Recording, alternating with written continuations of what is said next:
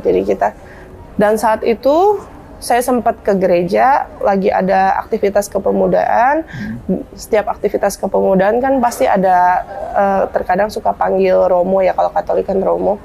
Dan Romo itu bilang, sebenarnya kalau kita bisa memasukkan orang luar ke dalam agama kita, mengambil domba yang tersesat, surga itu jaminan. Sebagai anak Katolik yang pas itu lagi gencar-gencarnya, lagi seneng-senengnya, cinta-cintanya sama agamanya, dan saya berasa, oh saya setiap hari ke gereja, saya setiap hari mainnya sama teman gereja, gitu kan. Aktivitas gereja apapun yang kepemudaan saya lakonin, bahkan ke kampung-kampung kecil pun saya lakonin gitu Pak. Saya ngerasa saya udah cukup ilmu, pede, sombong saat itu Pak. Jadi saya berencana pengen murtatin teman saya satu, mungkin di game online saat itu targetnya. Saya juga mikir siapa. Saya kan setiap mulai melirik target ya. Mulai milih lah Pak. Saat itu saya ngelihat ketua saya di komunitas. Kayaknya orangnya cuman kerja, terus main game sampai pagi lagi, ntar dia kerja lagi, tidur, main game gitu. Kerjanya gitu karena online terus Pak. Dibanding saya, dia lebih online-nya lebih sering. Jadi saya pikir, oh ya udah nih orang ini aja gitu. Saya yang ajak debat duluan. Teman gereja saya nggak ada yang tahu, saya nggak kasih tahu. Debatnya online? Online, kita chatting di dalam game. Iya. Nggak diketahuin yang lain karena disediakan chat pribadi. Jadi saya cuma chat ke dia doang, orang nggak ada yang tahu. Jadi sambil main game, sambil chat? Apa yang diperdebatkan? Atau yang saya serang nggak jauh-jauh dari poligami, Muhammad pedofil, teroris. Dulu boleh makan kepiting, kok sekarang nggak boleh. Kebalik. Dulu nggak boleh makan kepiting, kok sekarang boleh. Gitu-gitu. Kejadian 9 September, 9/11 yang di Amerika, gitu-gitu. Itu yang saya serang. Tapi mungkin saya terlalu sombong saat itu Pak. Saya berpikiran bahwa orang ini bukan orang pintar, bukan orang apa. Dia 11 tahun lebih tua dari saya. Saya serang orang yang 11 tahun lebih tua dari saya. Dan dia bisa jawab semua. Tapi saat dia menyerang agama saya kembali, saya nggak bisa jawab. Tidak ada yang kepikiran bahwa ternyata dia adalah seseorang yang sedikit-sedikit belajar kristolog. Ya namanya kita nggak pernah ketemu, bahkan dia masih berpikir saya seorang lelaki saat itu karena belum ketemu. Assalamualaikum warahmatullahi wabarakatuh. Alhamdulillah, nahmaduhu, nasta'inu wa nastaghfiruhu, wa na'udzubillahi min syururi anfusina wa min sayyiati a'malina. Man yahdihillahu fala mudhillalah wa man yudlil fala hadiyalah.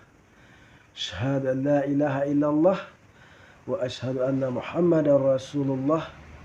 Allahumma sholli ala sayyidina Muhammad wa ala alihi wa sahbihi wa barik wasallam. Pemirsa yang dirahmati Allah, jumpa lagi di channel yang membahas tentang mu'allafnya seseorang yang mana mereka akhirnya memeluk agama Islam. Pemirsa yang dirahmati Allah, pada pertemuan kali ini kita akan membahas tentang mu'allafnya saudari kita yang bernama Melissa. Dia ini adalah seorang wanita Kristen Katolik yang mana beliau ini adalah keturunan Chinese. Nah, pemirsa yang dirahmati Allah, sekarang ini, pada masa-masa sekarang ini banyak sekali kita melihat kita menyaksikan orang Chinese masuk Islam. Sebenarnya hal itu tidak kita herankan. Karena apa, pemirsa yang rahmati Allah? Karena di negeri Cina sana banyak orang Cina beragama Islam. Sangat banyak. Terutama dari suku etnis Hui dan sebagainya. Banyak di negeri Cina sana beragama Islam. Namun setelah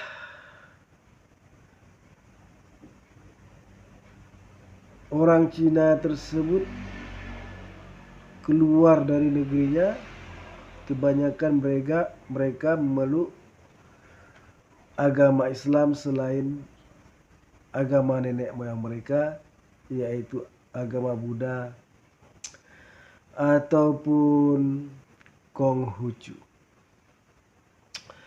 Nah, pemirsa yang rahmati Allah, apa yang menyebabkan Melisa ini memeluk agama Islam? Dari tayangan tadi dapat kita ambil kesimpulannya bahwasannya beliau ini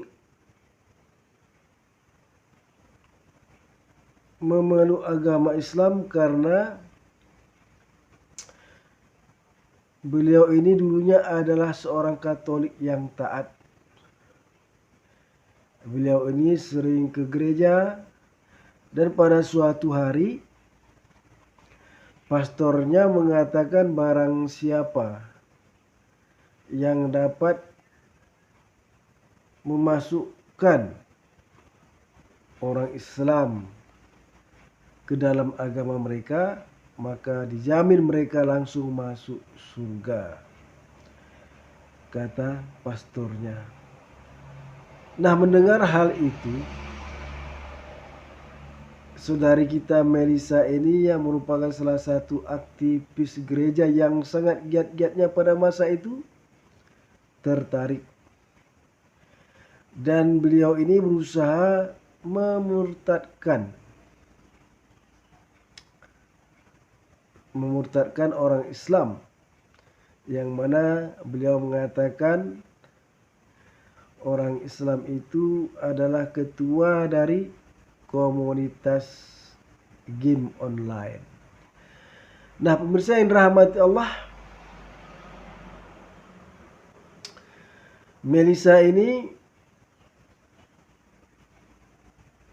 memberikan beberapa pertanyaan kepada si orang Muslim tadi, yang mana Melisa ini mengatakan bahwasannya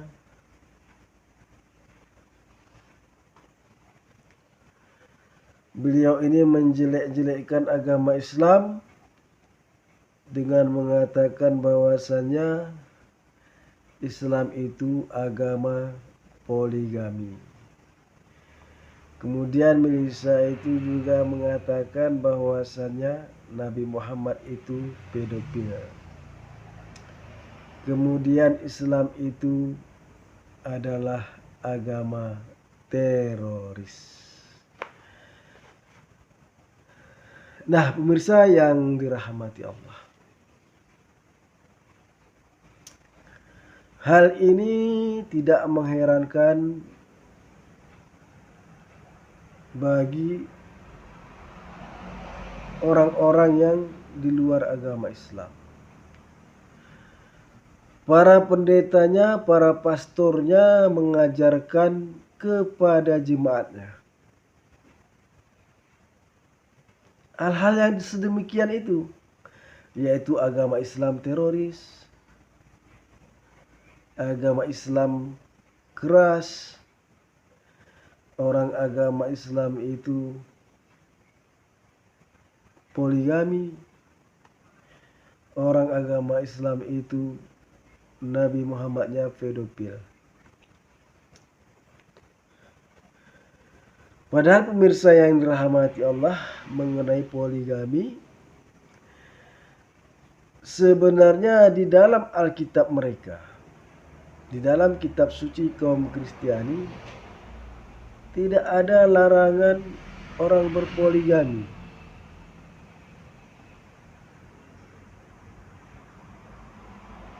Kecuali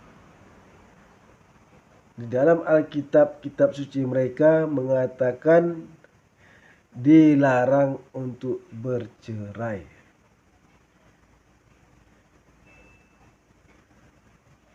Nah, jika kita perhatikan di dalam kitab mereka, yaitu Perjanjian Lama. Kitab mereka di Perjanjian Lama, bahkan Abraham itu memiliki istri 2 orang, yaitu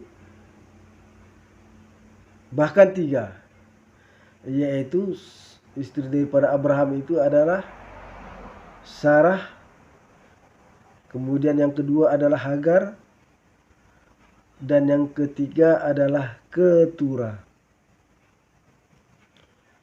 Kemudian kita lihat di dalam kitab mereka itu juga Nabi Yakub, yang kita sebut sebagai Nabi Yakub itu bagi mereka itu adalah Jacob, yang lebih dikenal dengan Israel. Jadi Israel itu nama lain daripada Yakub, yaitu istrinya ada 4. Istri daripada Yakub itu ada 4.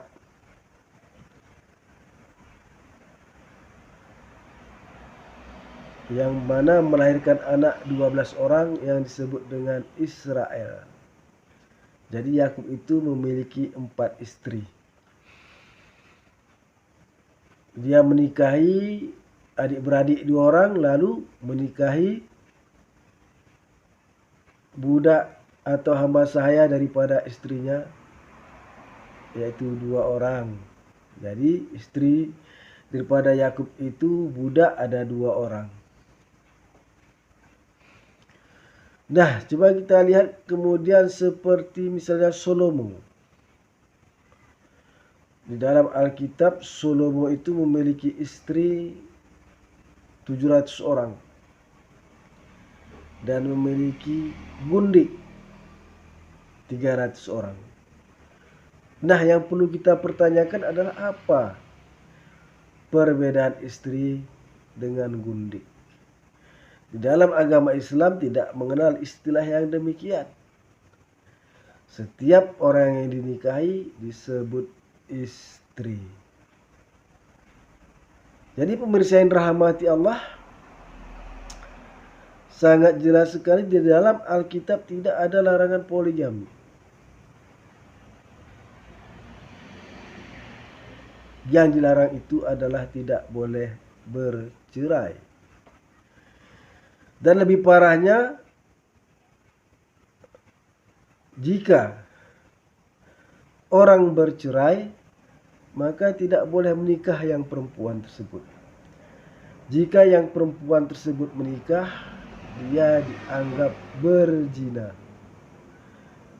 Jadi itu salah satu penindasan terhadap hak-hak perempuan di dalam agama Kristiani.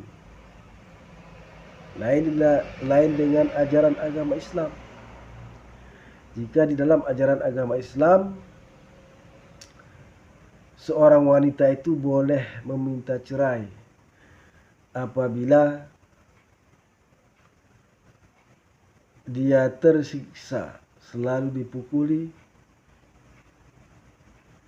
selalu dimarahi, ataupun tidak ada keharmonisan di dalam rumah tangga.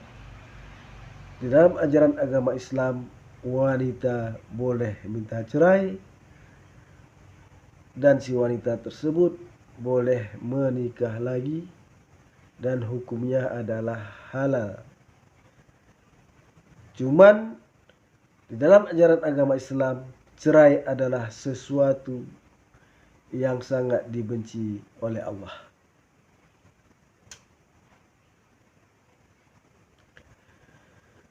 Nah, pemirsa yang dirahmati Allah, di dalam ajaran agama Islam itu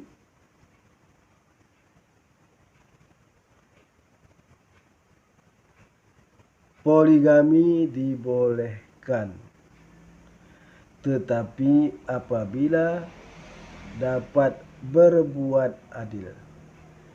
Jika tidak dapat berbuat adil, maka diperintahkan oleh Allah cukup satu. Jadi diberatkan untuk satu istri di dalam ajaran agama Islam. Nah, pemirsa yang dirahmati Allah,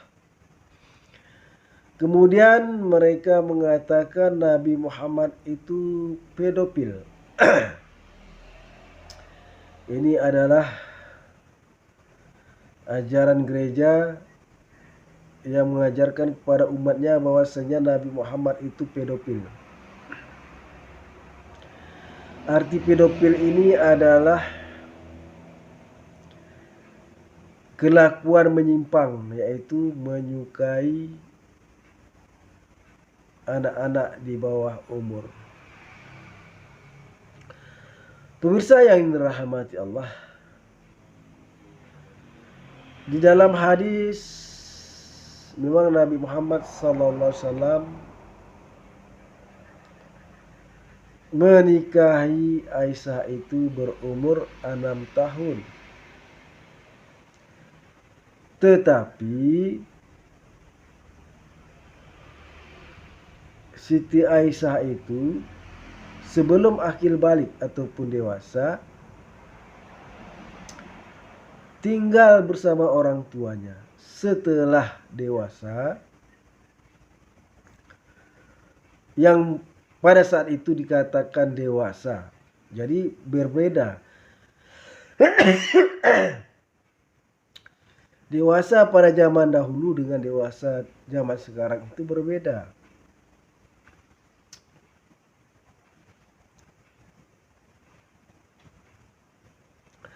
Jadi setelah dirasa cukup dewasa, maka dibawa oleh Nabi Muhammad SAW ke rumahnya. Jadi pemirsa yang dirahmati Allah, pada zaman dahulu orang-orang pemuka-pemuka agama dulu, baik itu Yahudi maupun Nasrani, tidak ada yang mengomentari tentang pernikahan Nabi Muhammad ini.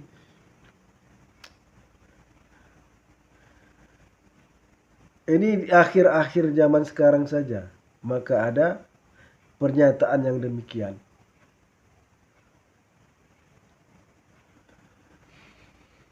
Karena apa? Karena pada saat itu hal itu wajar. Hal yang wajar dilakukan ataupun umum dilakukan pada masa saat itu. Karena sebenarnya inilah yang dikatakan dengan tunangan. Sebenarnya inilah yang dikatakan yang dimaksud dengan tunangan, yaitu menikah,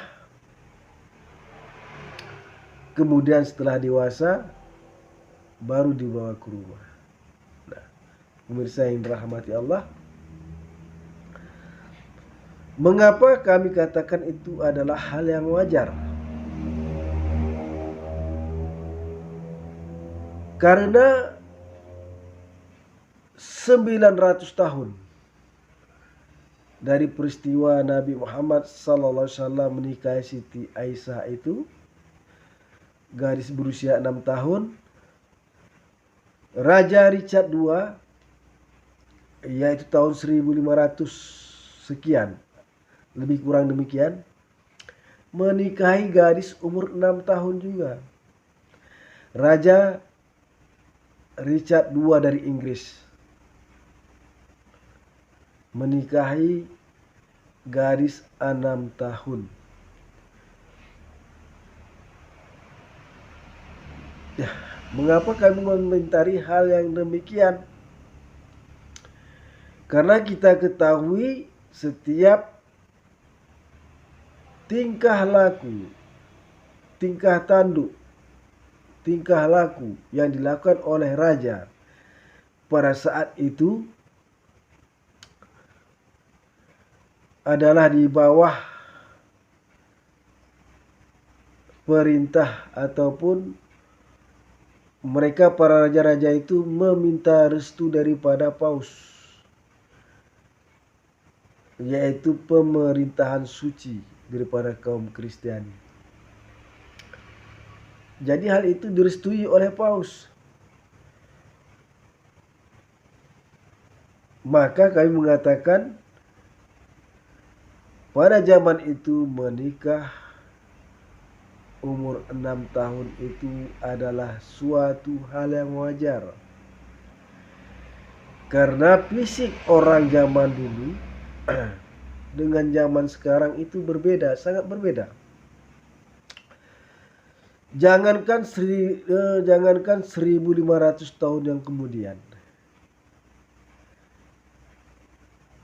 Tahun 1980 kita perhatikan. Anak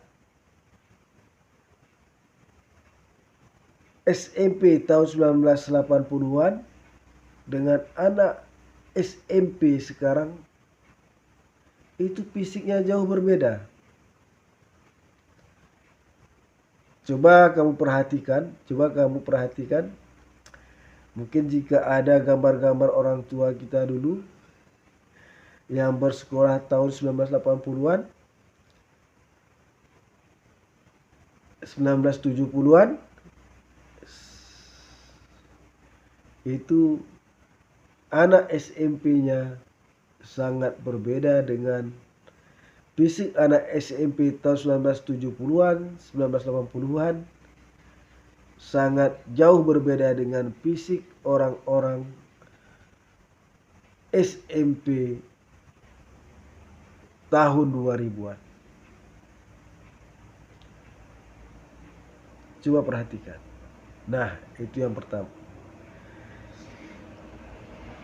Jadi mereka menjelek-jelekkan ajaran agama Islam dengan mengatakan Nabi Muhammad pedofil, padahal itu adalah hal yang lumrah dilakukan pada masa ataupun merupakan adat istiadat pada masa itu. Kemudian Islam adalah agama teroris. Ini juga adalah salah satu pengajaran orang-orang kaum gereja untuk mendoktrin para umatnya bahwa ajaran agama Islam itu adalah ajaran agama teroris. Yang lebih mencengangkannya lagi, yang lebih mengejutkan lagi,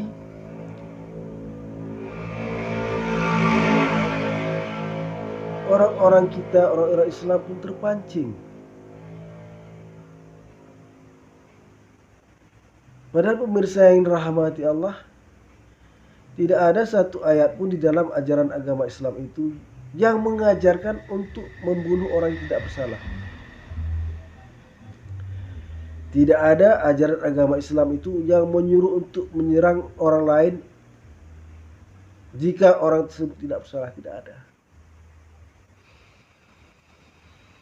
Bahkan di dalam Al-Quran,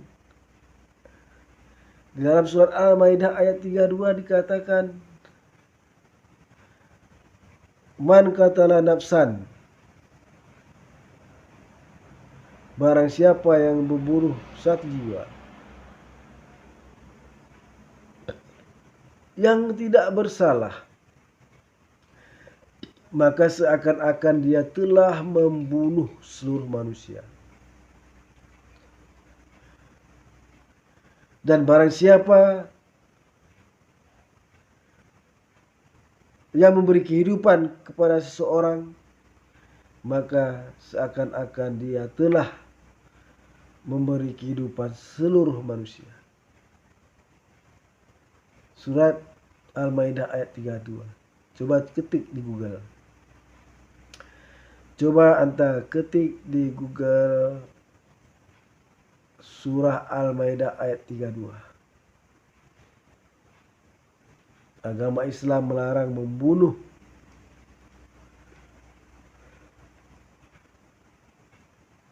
orang-orang yang tidak bersalah. Kemudian jika Allah memerintahkan untuk membunuh orang-orang yang telah membunuh kamu, mengusir orang-orang yang telah mengusir kamu, itu adalah jihad, membela diri. Itu ada. Itulah dikatakan jihad, membela hak. Jika kamu diserang, jika kamu diusir dari kampungmu sendiri diusir, maka kamu wajib mempertahankan dan wajib mengusir mereka dari kampungmu. Itu adalah hukum Islam. Nah, pemirsa yang dirahmati Allah, banyak dari saudara-saudara kita Kristiani ini menjelek-jelekkan kita, umat agama Islam, dengan mengatakan Islam itu teroris adalah suatu pembalikan fakta yang besar. Coba kita perhatikan. Coba kita perhatikan siapakah yang menjajah negeri kita. Orang-orang Kristiani dari bangsa Eropa. Negara kita dijajah oleh orang Kristen Eropa, Belanda, selama 350 tahun. Kemudian kita berjuang karena kita orang Islam yang mengajarkan bahwasannya membela kebenaran adalah hak. Membela kebenaran adalah hukumnya jihad. Bila mati kita membela kebenaran maka masuk surga. Maka orang-orang Islam di Indonesia bangkit mengusir penjajah bangsa Eropa, mengusir penjajah Kristen bangsa Eropa Belanda. Coba kita perhatikan. Orang yang tidak memiliki agama seperti agama Islam, seperti misalnya aborigin di Australia, sekarang wilayah mereka dikuasai oleh bangsa Eropa dari negeri Inggris, dan penduduk aslinya tinggal sedikit. Berapa banyak warga aborigin dibantai oleh kaum Kristiani bangsa Eropa. Kemudian coba kita perhatikan bangsa Indian Amerika.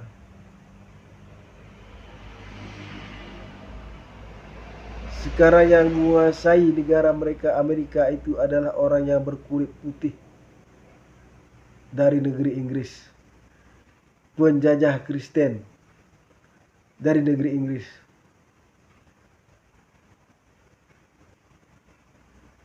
Mereka tidak mampu memerdekakan negeri mereka sebagaimana kita Muslim Indonesia memerdekakan negeri kita dari penjajah bangsa Belanda Eropa. Coba kita perhatikan. Bangsa Australia, bangsa Amerika, penduduk aslinya tinggal sedikit.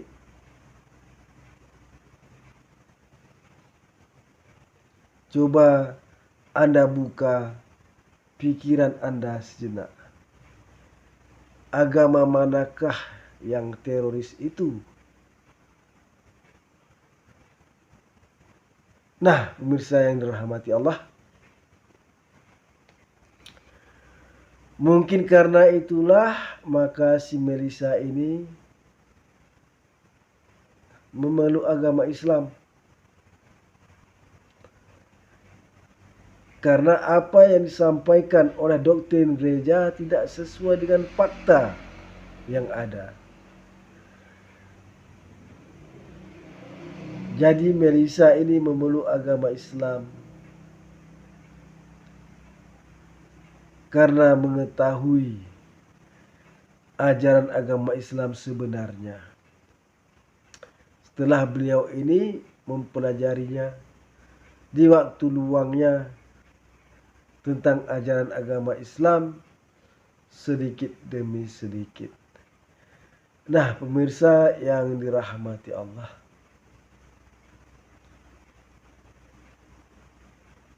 jadi perkuat terus keimanan kita di dalam ajaran agama Islam. Karena hanya ajaran agama Islam sajalah agama yang benar. Tidak ada yang benar selain agama Islam. Sebagaimana firman Allah di dalam Al-Quranul Karim, Huwallazi a'udzubillahi minasyaitonirrajim. Bismillahirrahmanirrahim.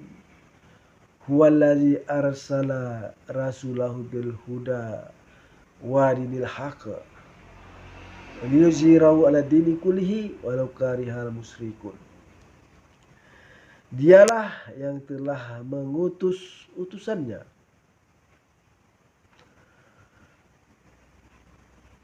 untuk membawa petunjuk dan agama yang benar untuk dimenangkan di atas agama-agama yang lain ada di muka bumi ini, walaupun orang-orang yang menyekutukan Allah tidak menyukainya. Hanya inilah dapat kami sampaikan pada pertemuan kali ini. Mudah-mudahan apa yang kami sampaikan ini dapat memperkuat, mempertebal keimanan kita dalam ajaran agama Islam. Kami akhiri dengan wabillahi taufik wal hidayah. Assalamualaikum warahmatullahi wabarakatuh.